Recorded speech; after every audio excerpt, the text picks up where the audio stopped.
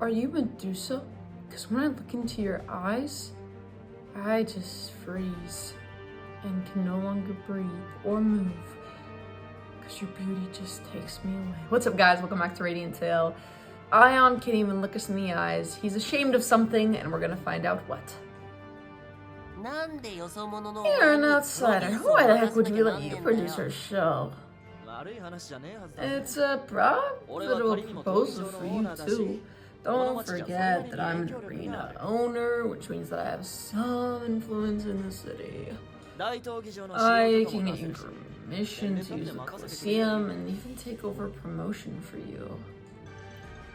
I don't like him. So basically he's taking her job. He's taking our job. He has a point. Abby's offer could be something very helpful to us right now. Having the backing of someone with the power would be very reassuring. Well, I'm not telling you to give me an answer right away. Consider it an option. Alright, I've got stuff to do, so I gotta go. Feel free to watch as long as you want and leave whenever you feel like it. With those words, Avi left. We watched him go in complete silence. Dang. I hope you enjoyed the match. Please come speak to me when you wish to spectate again. Avi has told me to let you group in for free whenever you like. Okay, thank you. After Avi left, we decided to leave as well. Saying goodbye to Luna, the receptionist, we left the area with brisk strides. We met up with Jinya at our usual place, where we were quickly becoming regulars. Yes, Cheers existed in Furus as well, as if its presence was only natural. Oh, what's this, my dear circus? You all look rather doom and gloom today. Let me guess. It's a broken heart, right? Did someone get rejected? Oh, well, you can't fight face. Tophalia really is destined to fall head over heels for me in the end. I'm such a great detective. Ah! Come on, don't answer with a sigh. Great detective? More like greatly defective. That was good. Cut the nonsense and take us to a table. Before I make the kindest of you all, at least he's willing to respond to me. We'll just find a table on our own then. Sorry. I'll do my job. A table for 7! In his usual cheery demeanor, Lion led us to a table. We immediately began discussing the events from earlier. I see. The help of an arena owner is rather attractive, but a program centered around killing each other is the furthest thing from elegance. Agreed. I also don't really approve. That's a completely different philosophy from our show so far, and to be honest, I don't like it. I can't see myself overcoming around to Avi's proposal either. We'd faced dangerous things on our journey so far, fiend encounters, thieves, but hurting each other, especially during a show, felt wrong to me. Oh, wait, can't we do it like the way WWE does it? You know what I mean? Like fake it till we make it. To say nothing of actually trying to get applause with such a demonstration. Our approval and personal opinions don't matter in these circumstances. It's our duty to bloom, Flora at all costs, no matter what it means to us. Are you saying that we should go along with Avi's idea then? Unless we find another solution, this is the only option we have. I'll never do it. Even his first show, I could never go into a death match against Ion. Guys, if we aren't, we won't reach any conclusion right now. Chill. He's right. Frankly, I think it's too tall of an order to make our decision about Avi's offer right away. We managed to learn about one side of this city through Avi, but I feel like we haven't gotten much information about the problem we need to solve, the crux of the matter. We came across a little bit of it earlier, how the vulnerable are stuck in disadvantaged positions, right? Is that Grandpa gonna be alright? Even if we worry about it in the end, it's not like we can do anything. All we need to do is decrease such incidents as much as we can using what we've got. With Avi's method, We could possibly gather enough spectators and fan their excitement, but to be honest, I can't imagine the floor blooming even if that happens. But at the moment, we haven't found any means other than his proposal. Thus, investigation comes first, huh? Yeah, we need to learn more about the people of Furus. We can't just focus on the excitement on the surface. We need to hear the voices of the vulnerable. Indeed. We have our own principles and methods. Right. Like always, let's start with what we can do. Well then, everybody's probably... Sorry. Investigation will begin tomorrow. All of you get some good rest today. Almost as if trying to cool us down from the fever of the arena, a warm evening breeze brushed over as we headed toward our camp outside the city walls. So we're camping outside. It's honestly like we're not really welcome. Guys, you already know who we're gonna choose. Oh? Ion? Ion? What the heck? Where's Ion? There we go. We want Ion.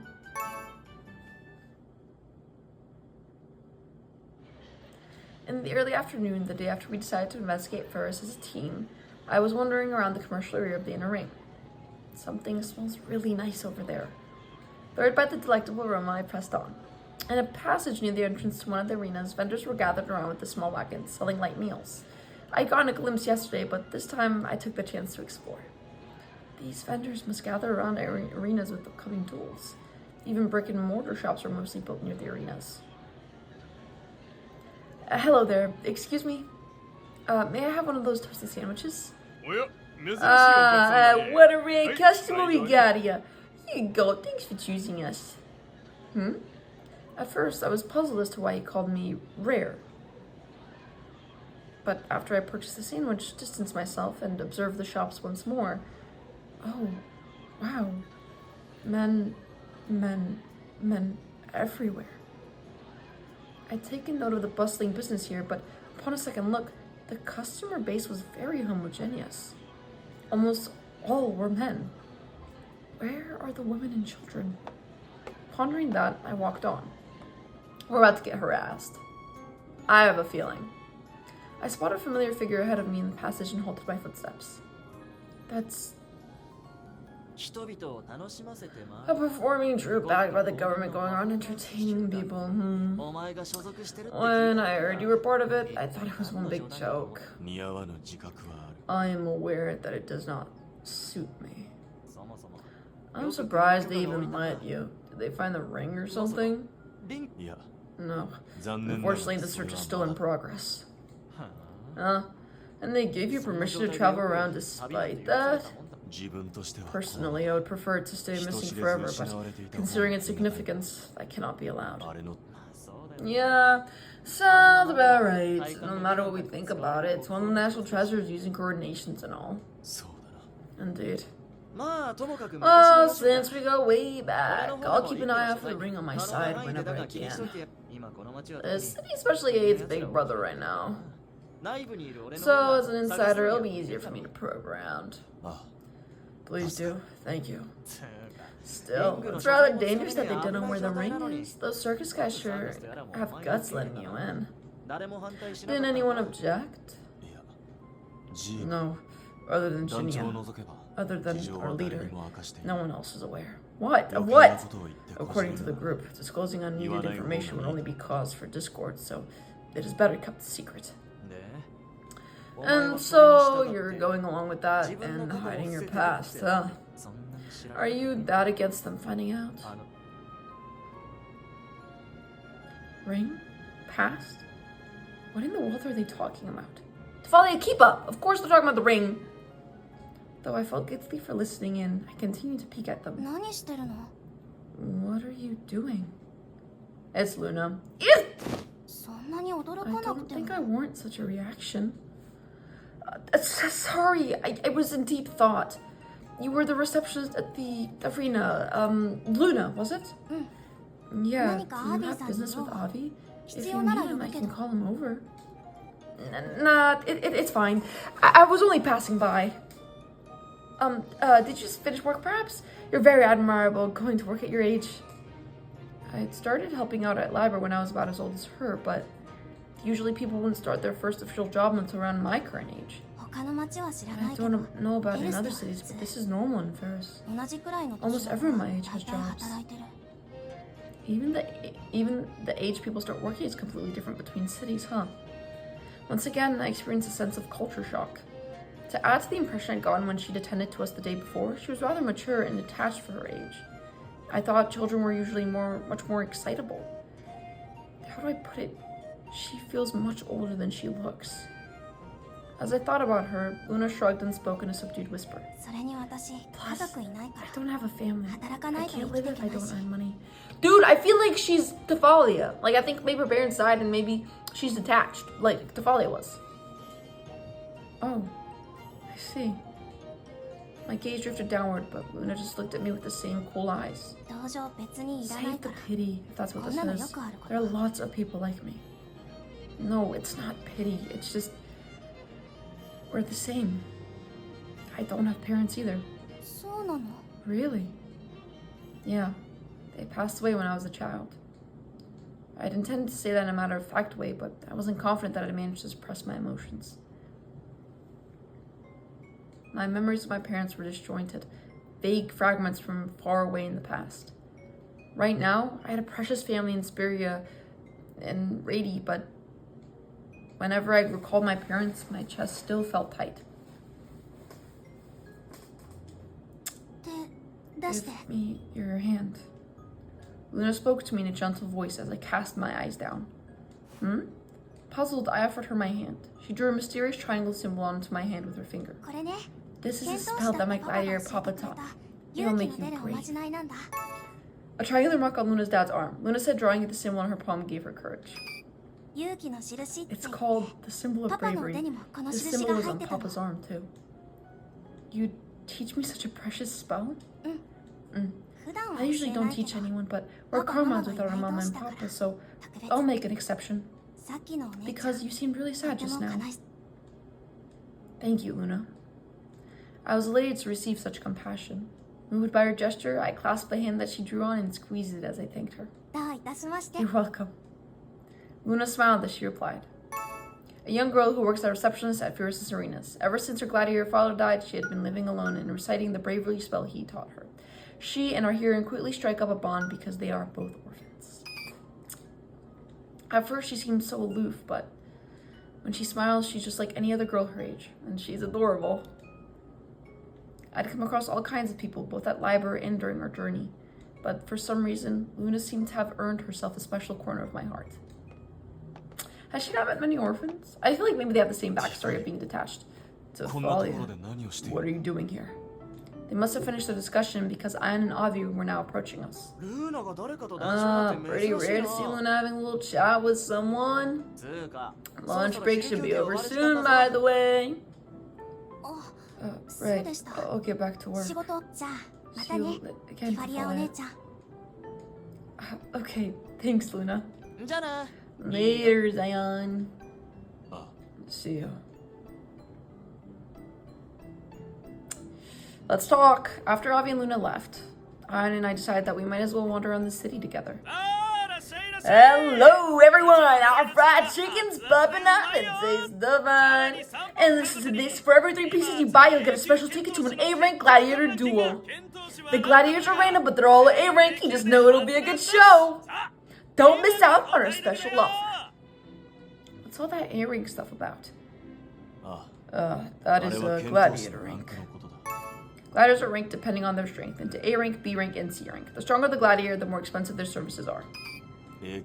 Fighters are classified into A, B, or C rank depending on their strength. A rank is the strongest and therefore the most popular. The city prizes power above all else, so gladiators are held in high regard. To be blunt, the top gladiators and arena owners are more influential than the mayor. In practice, I hear that the minor arena owners are the true governors of the city. Interesting. Then Avi's a big shot, huh? When Avi's name slipped out of my mouth, my words ground to a halt. What should I do? Can I ask him about what I overheard just now? Ion, I have a question. We already know what the ring is. Is she stupid? Is Tafalia stupid? Tafalia? Or am I dumb? The ring is the legendary... We want to know if he was a gladiator. Avi called you the legendary gladiator, right? Does that mean you were a gladiator too, Ion? For a while in my past, yes. Legendary means that you must have been very strong, right? It was easy to tell at a glance that Ion was a powerful warrior. However, he seemed distant as he only shrugged in reply. Strong. I suppose you could say that. But it was not something I got any joy from. Huh? Despite the city's strength is justice mantra, he wasn't happy about being strong? Ion ended the discussion there and held his tongue. He finally shook his head and said, I believe it is around the time that everyone will have finished their investigation for the day. We should return. Okay. Do you have any preferences for dinner? I'm familiar with many ingredients in this city. I shall make full use of my culinary skills. Just looking at him, Ion seemed perfectly normal as he spoke about cooking. But in my eyes, he seemed tense somehow. On my way back to camp, I felt a small seed of unease take root in my heart.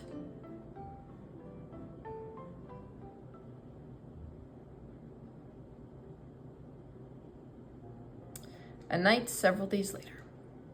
With our investigation mostly finished, we all returned to camp. We went over our findings at dinner while discussing our upcoming show. Well, it's pretty much exactly how we'd heard it was beforehand. If you're strong, you start. If you're weak, you're dirt. The majority of people have a simple view of this world. In the end, physical strength decides everything, so people in weaker positions can't even voice their opinions. It may be the role of this city to make decisions through tools, but it's clearly going nowhere good. Since everyone thinks the same way, it's no wonder the arenas are all the rage. But the rage and excitement of these people, it's completely different from those who have enjoyed our shows. Their expressions, their demeanor, everything. Definitely. Well, true, many citizens here are simple. And that's how this entire city became a breeding ground of corruption for a time. The entirety of Underground Arena was bleeding out during the purge, and the city has gotten slightly better, but only slightly. An arena located beneath the city of Ferris, and in terms of structure, it was likened to a prison, a place where citizens enjoyed illegal gambling. It was so corrupt that they even bribed the public security forces in Ferris. When it was still in operation, many illicit duels were held here, and humans were forced to fight fiends and beasts. During the Ferris Purge operation 3 years ago, it was shut down and sealed away. Underground Arena? Ion fought in the Underground Arena! Wait, I know there's this big one at the center and the small ones around it, but there was even more? Yeah, there was. The 9 arenas in the surface date back to the founding of the city, but there was a hidden arena constructed afterward. Though it's fully sealed off now. Weed it out. So do people do bad things with it? An entertaining space for the wealthy to revel while burning through illegal money, even bribing authorities to keep it going. Order and rules don't exist in such a place. Even if fighters kill their opponents in an accident, never a crime. Those people enjoyed matches without a care for lives lost, pitting humans against humans, and even fae and fiends. At least that's what I've heard. How could they? That means people were forced to fight to the death? The cruelty was so unimaginable to me that I was at loss for words. That's mostly accurate. To the death wasn't written down or anything, but it was an unspoken agreement. Of course, the king couldn't just sit idly by and allow such an atrocity. The security forces of Ferris were brought to the court too. Left with no choice, we sent in Arthur's security forces and did a purge. And that was the Ferris purge operation, huh? Then all the bad guys were defeated and everyone lived happily ever after. Is what I'd like to say, but it doesn't look like it from what I've seen of the city. Alice mentioned that too. She said it only provided superficial relief. The Chloris bloom rates inside Ferris are still plummeting. Power is everything. The citizens are so obsessed with this concept that they resent our government, which interfered with it. They tore the haven of the wicked away from them, but the roots are still there. Ultimately, that underground arena's resolved the whole strength justice policy getting out of hand, isn't it? I heard that people usually hire stand-ins for duels, which means that rich people are strong too, right? Weakness isn't just physical. People who lack monetary power are considered weak too. Thus, the disparity between strong and poor is only getting worse and worse. Which means that the people will continue to be unhappy no matter how much time passes. And Chloris will stop blooming. We need to do what we can to change that with our show. After we'd reached that conclusion, we decided to finally begin discussing the program of our show. But at that moment... Oi! Suddenly, a rough, unfamiliar voice rang out. Shaken, I looked up to find several men barging in, their loud footsteps like drums. Who are you? You're circus, aren't you? I hear you going around performing under the orders of King Vigonia. That true? Thalia, get behind me.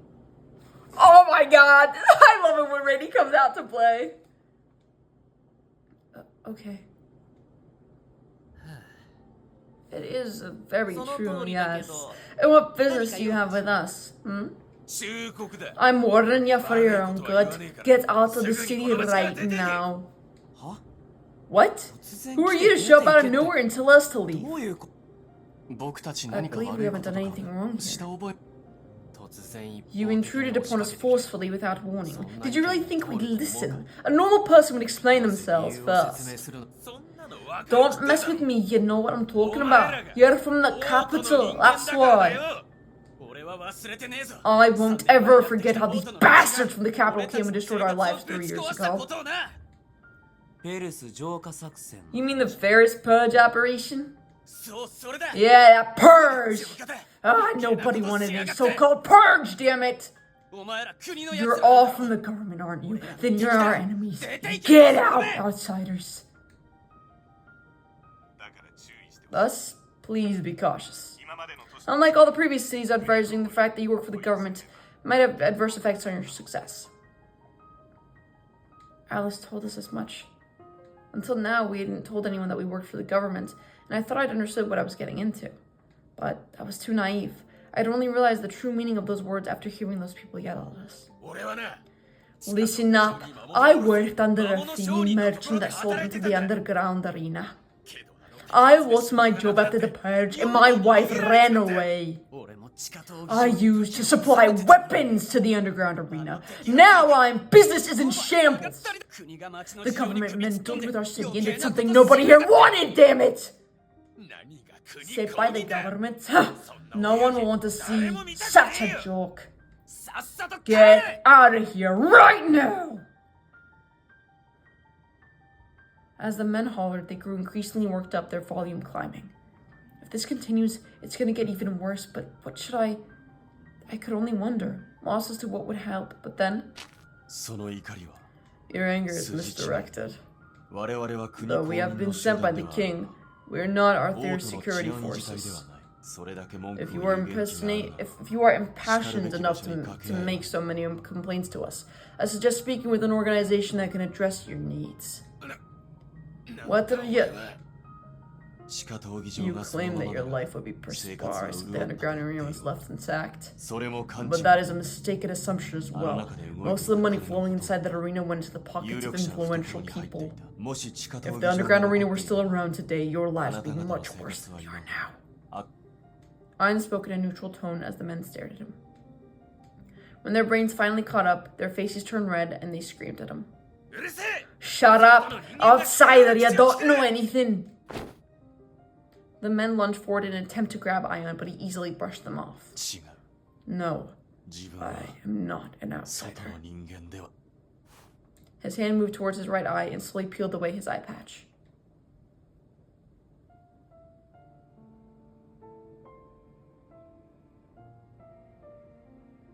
That means something, but I don't know what it means. His eye was laid bare for all the world to see, and a peculiar pattern was etched into his skin surrounding it. If you were involved with the underground arena, surely you must have seen this before. To this day, I still cannot shake this chain from my life. Overlapping triangles formed a symbol that gave off a sinister aura. Everyone went silent, all of us holding our breath as Ian continued in a subdued voice. For 7 years, from when I was 12 to when I was 19, I fought as a gladiator. Holy crap, oh my god. A gladiator, you say? Don't you lie to me, I don't remember seeing the likes of you. Yeah, that's right, you liar. Every year, I look through all the gladiators from A rank to even C rank. I'll definitely know you if you're one. I'm not surprised. I've never fought on the surface, not even once. Perhaps this will make it clear. I was an X-rank gladiator.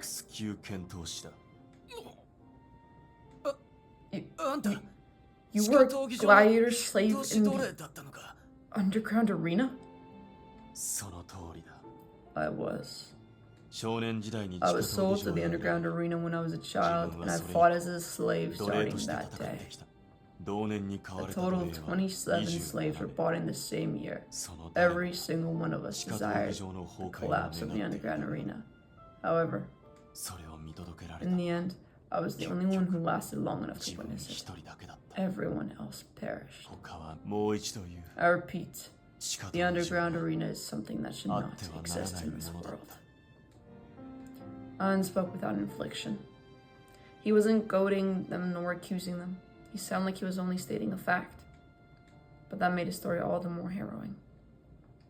No one uttered a reply. Not us, nor the people around us. You all yapped on and on, but fell silent until you saw an actual victim. What a shallow bunch. There is no need, Zephora. I have no intention of condemning them in the least. I only want to tell them one thing. There were also people like me. Hey, let's leave already. Yeah. They looked at each other with chagrin before leaving our camp. Abruptly, the world fell quiet again. Ion, it is exactly as you have just heard. Please allow me to apologize for fabricating my past until this day. Ion put on his eye patch once again, turned back to face us, and lowered his head. Lift your head, will you? Ion, I should be the one saying sorry. I was the one who instructed you to cover up the truth. So, being an ex-officer was a lie? Seems likely. In my investigations, I couldn't find Ion's name in the register of Paris Public Security Forces. I shouldn't have expected anything less. You even dug that deep. Obviously, the first thing I do is a background check on the people I travel with. Seriously? Did you look into me as well? I only know that you're full. Hey, that can't be it! How about my handsome looks or my cuteness? I was pretty sure that Rady was making jokes on purpose. But thanks to him, Ion's expression softened ever so slightly. All of you don't seem too surprised. I'm surprised, but nothing more than that. A dragon, a spirit contractor, a furball, the Sentinel's heir, and a noble. Look at our lineup! Even if we throw a gladiator into the mix, it doesn't seem weird at all. And in terms of secrets, well, I think everyone's in the same boat. Everybody has one or two things that they can't tell others. It's normal. That's right. Life throws lots of things our way. At least all the people here won't mind it at all. Yeah, I think so too. That's where we'll end it today, guys. Thank you so much for watching. This was so... bro. This human trafficking is... And, like, you know, slavery, just like... it's obvious, like, you know, it's bad. It's crazy that even, like, to this day, stuff like that happens. It's always so interesting when fantasy worlds are able to touch on fantasy topics, but retain this realism to it. So many people from Harrow times received such crazy benefits, but I think we often forget about the true victims, the people that were forced into those situations, and the people that gained nothing but pain and suffering. Thank you guys so much for watching. I really appreciate it. I like this heartwarming end, so I'll see you guys later. Peace.